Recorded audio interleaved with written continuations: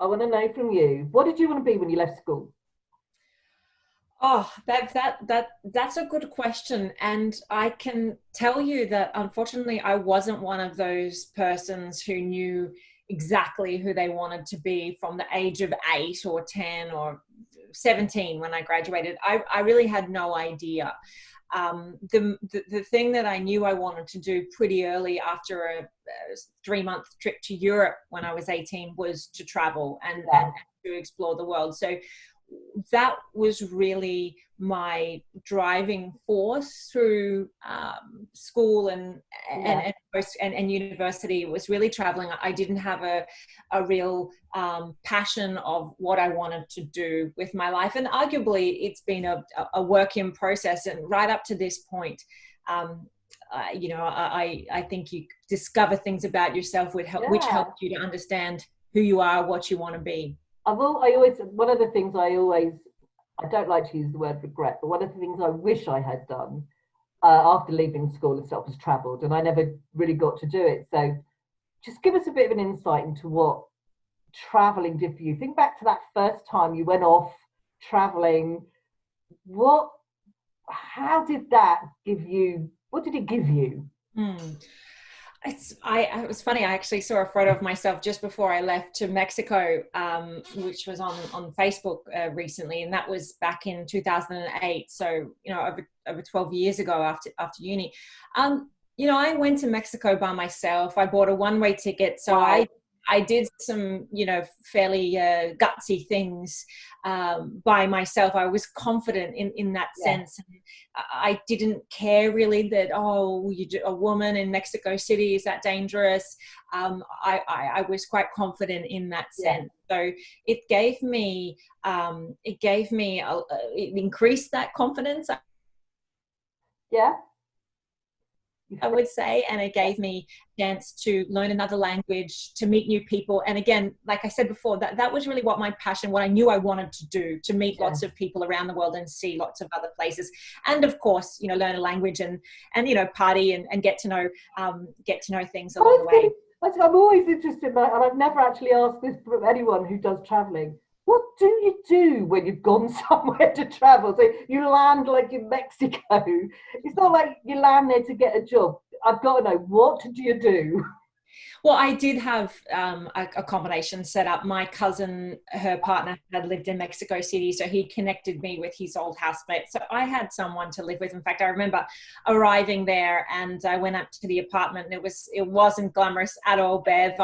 It was a sort of old apartment in this concrete jungle. Even a window was broken, and I sort of looked around, and my room wasn't even in the apartment. We had to leave and go up these iron spiral stairs, and on the top of the concrete apartment there was this spare room that I remember describing what a chicken shed might look like.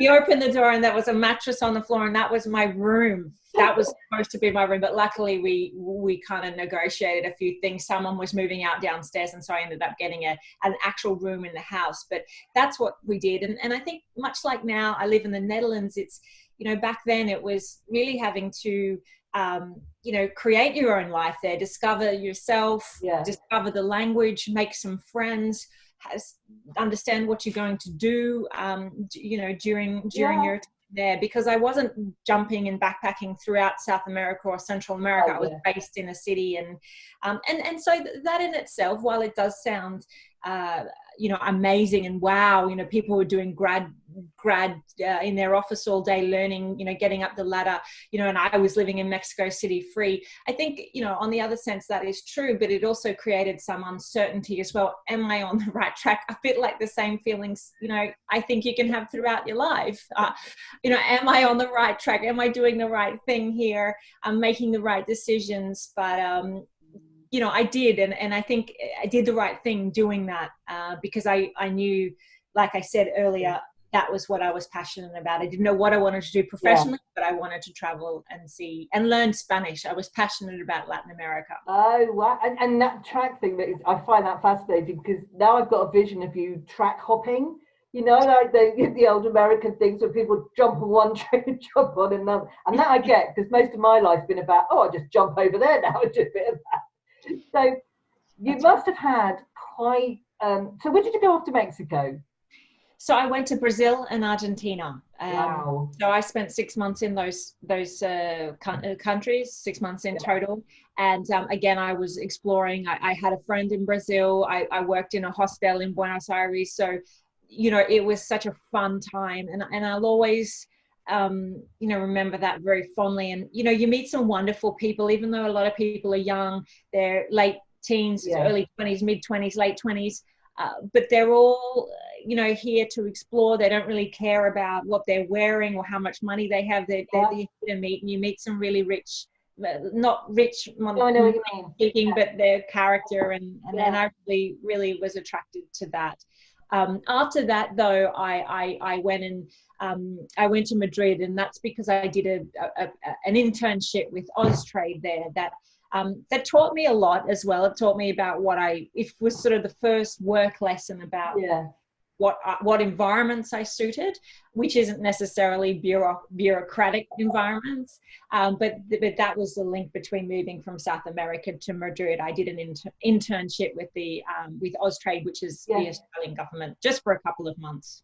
Do you think that because you travelled and you've seen some of these countries from a different point of view, because you're actually living with the sort of the people there and their language and all of that, that it gives you a bigger view of the world, maybe a wider view of the world? Oh yeah, definitely. I think, when I think about things today, and perhaps also because we live in a very connected world, and I look at media, as I'm sure a lot of people do on listening to this. You might look at media in your home country or US or Euro News, which is a region. So you certainly get a lot of information today about what's happening in the world. But I think that's also been because I've traveled and I've been interested, and I know about different countries. I remember I've been to Brazil. What's going on over there right now politically? Or Spain, how are they going economically? What is Madrid like facing with coronavirus? I was living there, so absolutely it's given me a world view on things, which for the most part I think is wonderful. It's it's a powerful thing, and it's an important thing.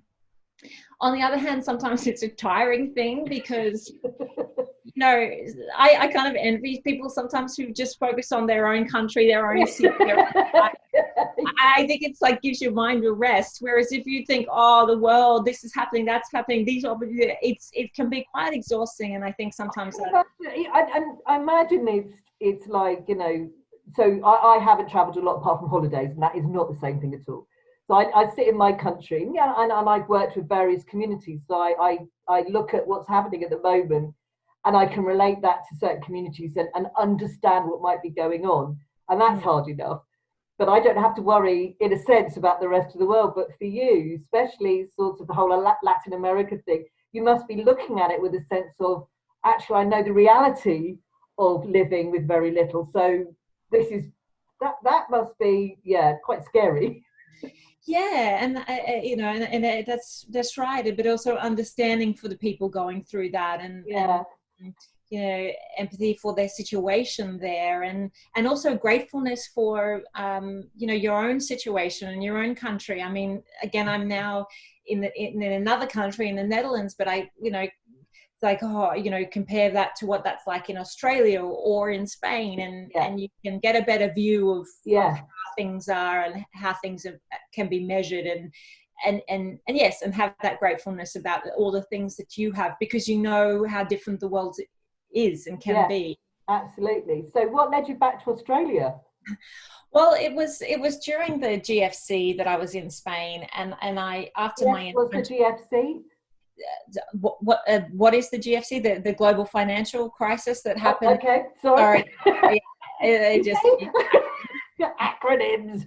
Sorry, yeah. So the GFC, which was in 2007 and 8 and 9, and I was 25 then. After a few years traveling, my Spanish was good. I'd had some wonderful experiences. I'd met some great friends. The Latin people, the Spanish people, they're very open and welcoming, which was lovely. So I made friends really easily.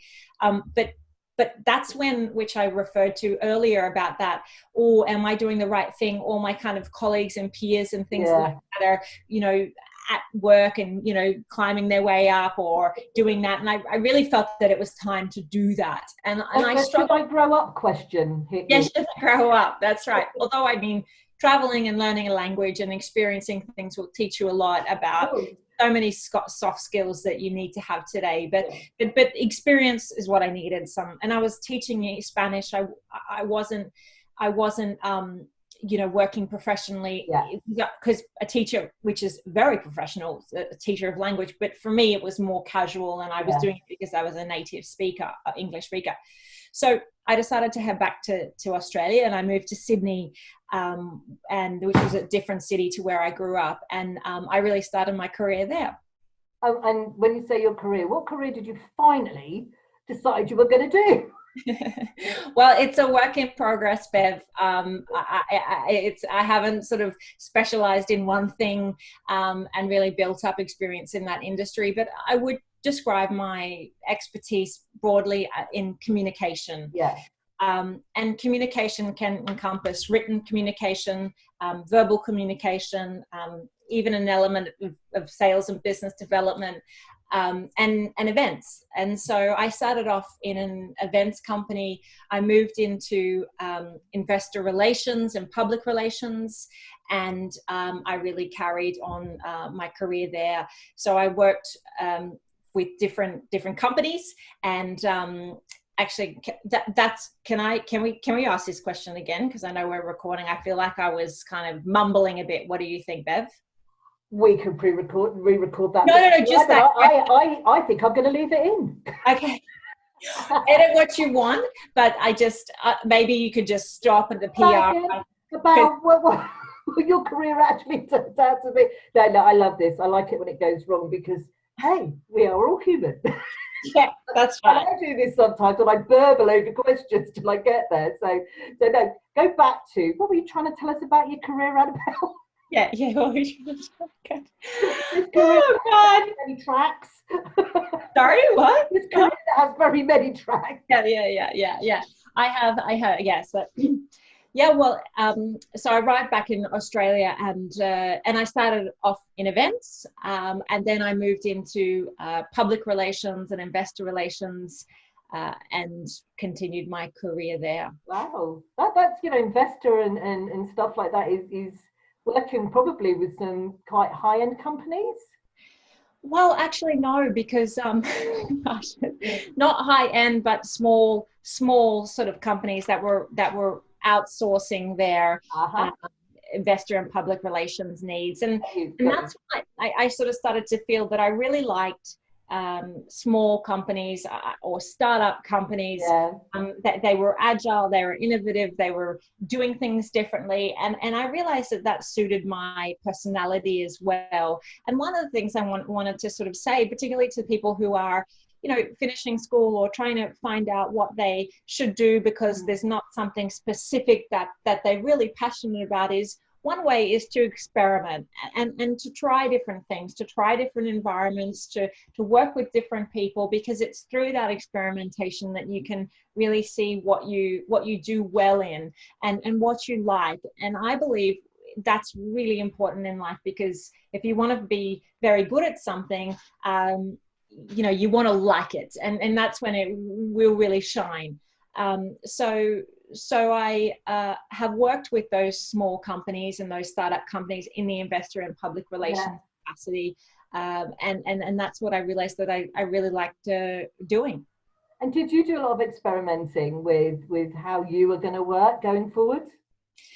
Yes, I mean, I changed companies quite a little bit in that 10 years that I was working in, and in fact, I spent the last few years before I moved back to Europe. I worked for a small company, not in a capacity specifically of a investor relations, public relations, but more broadly in communications, and we were working with corporations to help them to become more innovative. Yeah. So that was really interesting as well. So I went from an events company to a public relations and investor relations company to a startup company that was trying to help corporates to be more innovative. So there were different sort of, not industries, but different types of companies, but it was all under that umbrella of communications, which, as I said earlier, encompassed written, verbal, media, events, because that's where I felt I was good at. And also I don't like to spend all time on a computer. I like to be with people. I like studios. I like events. And that's really where I shine. So really trying to experiment and work that out. Sometimes it's not easy. And I think it's a work in progress. I still are working things out, especially in a new country. You sort of have to start again in some respects, which is challenging, but you have to sort of understand that that's all part of the process as well. And I think that's probably the role of most entrepreneurs, where we're constantly learning new things and finding new ways of doing things. And it's always a work in progress. Human life's a work in progress most of the time. It is. That's what I figured out. And I have read books that say, you know, to reach your true potential, it takes your whole life. It doesn't just stop. And I think it shouldn't, you know, students and young people and old people should know that too. You know, of all ages, it's constant. And it's not only because of who we are as individuals that we are developing and changing, but it's the world that we're in that is developing and changing. So we need to sort of move with that. And I think that you know, like everything, there's sometimes I reflect on what it might be like 50 years ago when things were seemed to be more secure. I was there. I'm wondering what is the better option? I mean, is it? I have to tell you now, and I've had this conversation with people my age. If lockdown had happened when we were kids, there'd be a lot more dead people in the world. We would have killed each other in our homes. No mobile phones, no computers, 3 channels on the TV. It would have been a mess. Yeah, maybe. So, you know, I always say there's pros and cons to every age we hit.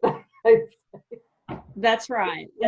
That's right. But I definitely think for young people today, it's a difficult, challenging, changing world with a lot of big problems. But I think that it's how do you keep up with all these changes? And I think when I think of innovation and that sort of thing, and disruption and all those words that come out, it's like, well, how do you keep disrupting something that gets disrupted every other week?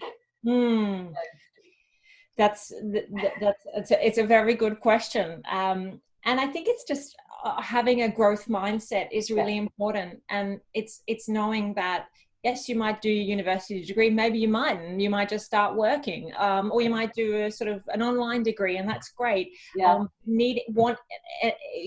Having a desire to keep being interested in what's happening, and whether that's a new piece of technology or whether that's just some other problem that's happening in the world, or, you know, a theme or a trend, is just understanding that and being interested in that as well, which I think can really help individuals and small businesses and big businesses to manage. Yeah, I agree. So, well, now you're in the Netherlands. Yeah. How did you get there?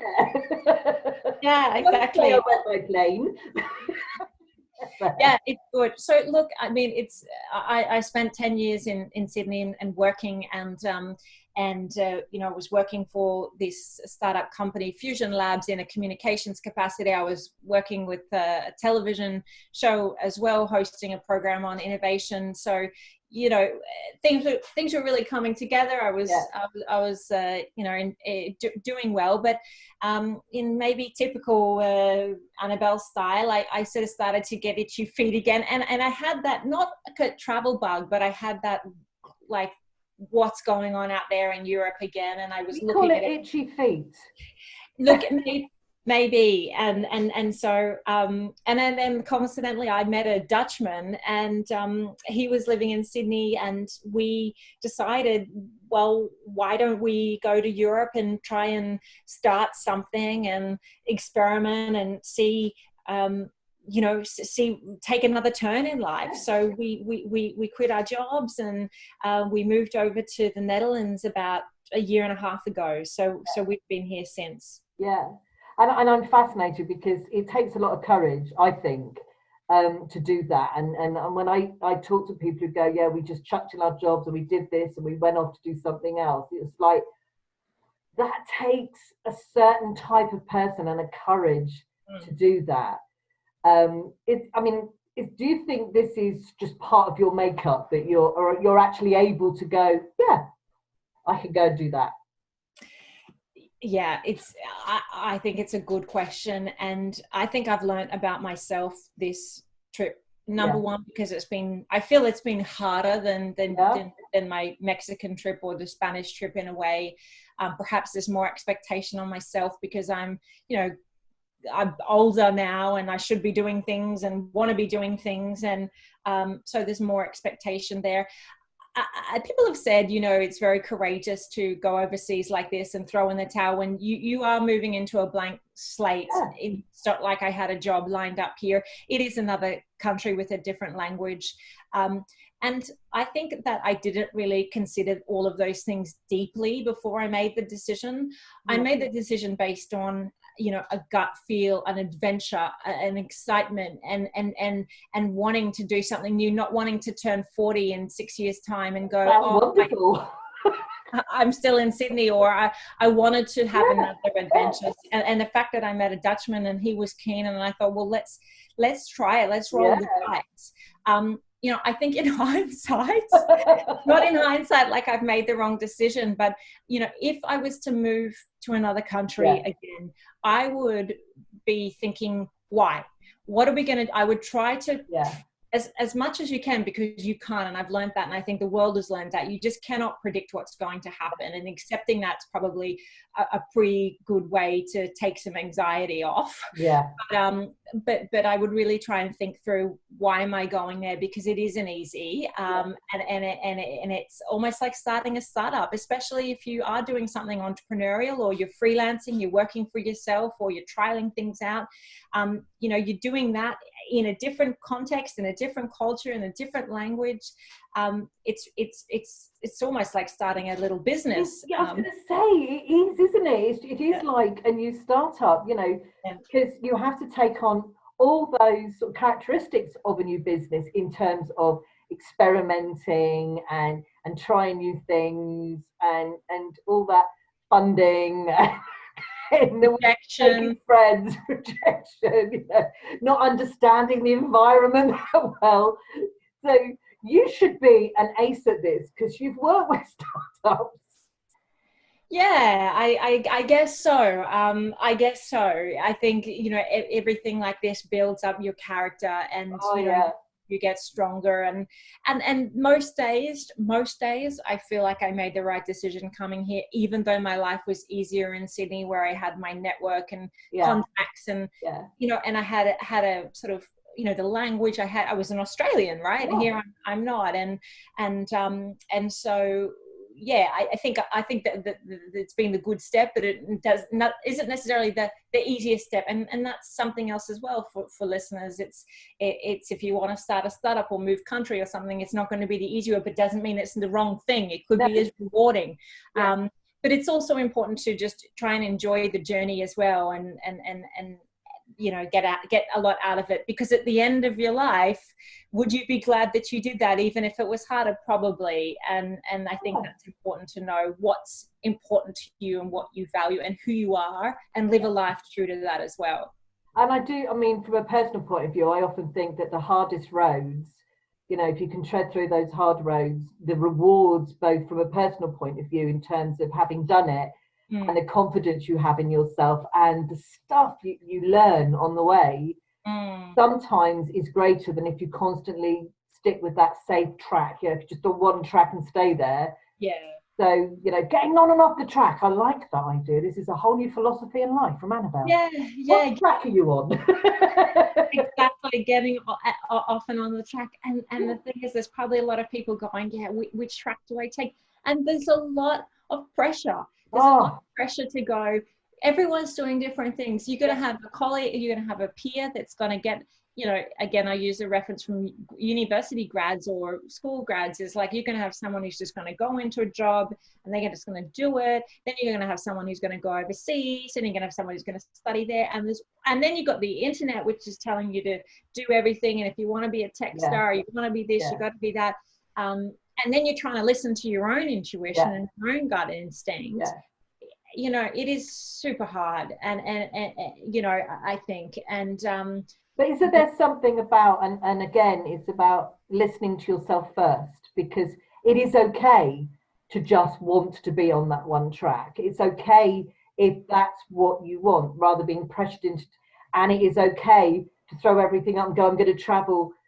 I'm very much, you know, listen to yourself first and then do the research. I think that's absolutely right. I think most people, if not all, would have that same recommendation. Because there's a lot of like noise, as I said, out there, but and it's good because it gives you so much inspiration and lots of choice.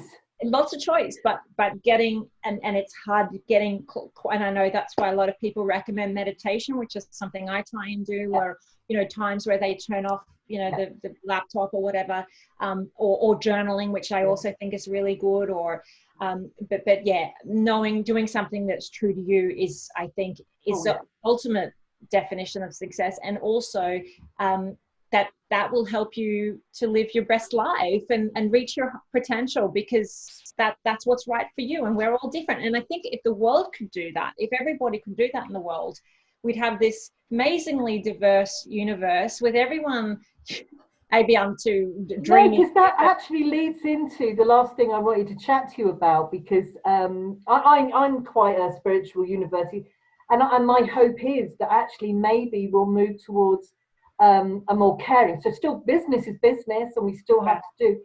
But so if you think about the future and the way things may be, because let's trust us, who knows what the new normal is, do you think there's probably more hope now for businesses being more heart-led, if you like, if that's the right term, but more businesses wanting to make positive impact in the world rather than just strip us of them on, you know, everybody's money and natural resources and wreck the planet? I think so. I know we have some world leaders now that communicate otherwise, but I think that there are more people now moving into this purpose-driven world, purpose-driven businesses. That's the word, purpose-driven, not heart-led, but they're both the same. Both of them, and I think that's really, I think it's actually really critical for humankind. Collaboration, not just competition and who can win. I hope that is the case, and people are leveraging each other's talents to create something that they can both benefit from, because we everyone has seen this with COVID-19. We've seen a real discrepancy now between the haves and the have-nots, and in countries like the United States and the United Kingdom, where, you know, in the UK, I read the statistic, there's 40 million children living in poverty in the UK, in the United Kingdom. That's unbelievable. So I think the COVID-19 has brought a lot of these inequalities to life, and I think people, not just individuals, but companies, investors, will be trying to make decisions that improve humanity and the world in the best way that they can, based on their unique skills and strengths. And I think if we can do that, then, you know, Earth can have the best chance of survival. We'll get through it all. That's the mission I'm on. Absolutely. Well, I could talk to you for hours actually on this, so it's been a joy. Absolute joy.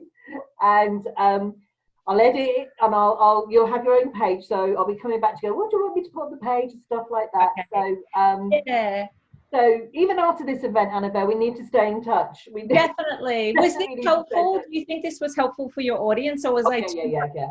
Okay. A whole other aspect towards, and that's why I prefer the interview ones and the pre-recorded sort of video, because it means I can lead people into those sort of questions, and you opened up a whole new insight into the whole thing around taking risks, but, you know, doing what you want to do Yeah. And I love the idea that then you've got to grow up. And I nearly asked you, do you think it's an age thing that, you know, we suddenly feel like we've got to have more stability? But I thought, no, because, you know, I'm 60 and I still throw away the track sometimes and go, no.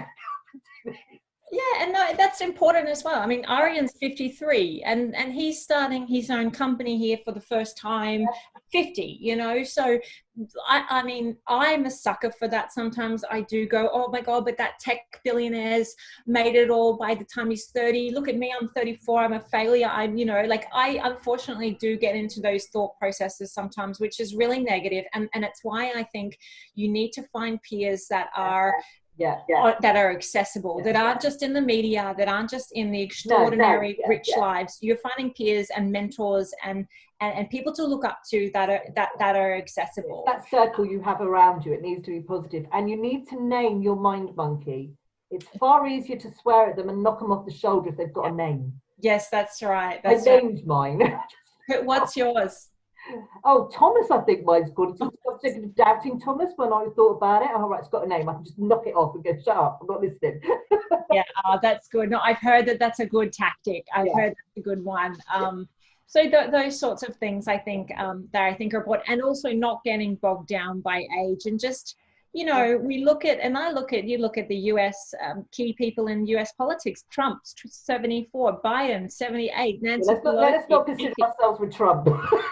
But they're running the world effectively. That's the thing. They're doing, whether they're doing it right or wrong, they are doing these things. That's right. They're in that position. So yeah. I wanted this isn't going to go the recording, but I wanted to come back to you because when you were talking about experimenting and everything else, I wanted to say to you, so Annabelle, why aren't you experimenting at the moment with all this stuff? I know. Like a startup.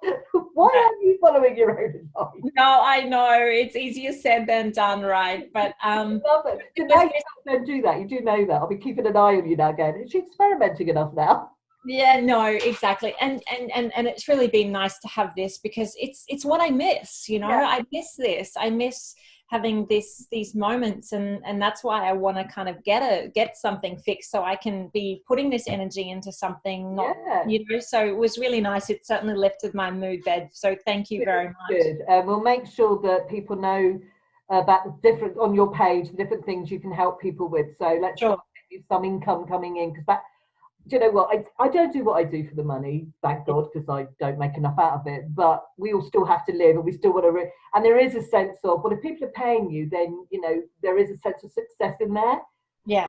You know, you're not ripping everybody off. So we need for you to be sitting there going, no, I it's okay. I am connected with the world. The Netherlands isn't shut off from everybody else. That's right. That's right. All right. Well, it was lovely. Say hello to. I will. Yeah, I can never pronounce the name. That's why. No, I know it's hard. Yeah. Well, have a good day. We'll talk soon. Absolutely. Thanks, honey. Bye. Bye.